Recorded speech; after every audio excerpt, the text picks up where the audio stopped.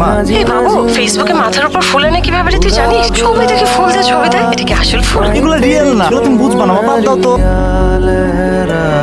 হ্যাঁ মা বলো। শোন, ভাবি আর আমি একটা ছবি দিয়েছি, ওনারটায় 19টা লাইক, আমারটায় 19টা। তুই আমাকে একটা লাইক দে না, তাহলে আমার 20টা হবে। ওকে মা, দিয়ে দিব না। এই আন্টি ফেসবুক খুলছে, এই যে আমার ফ্রেন্ড রিকোয়েস্ট পাঠাইছে। তোকেও। হ্যালো বাবু, ফেসবুকে সুন্দর সুন্দর কিছু শার্ট দেখলাম, তোর জন্য একটা পছন্দ করেছি, কিন্তু কিনবো কিভাবে বলতো? আম্মু এখন না।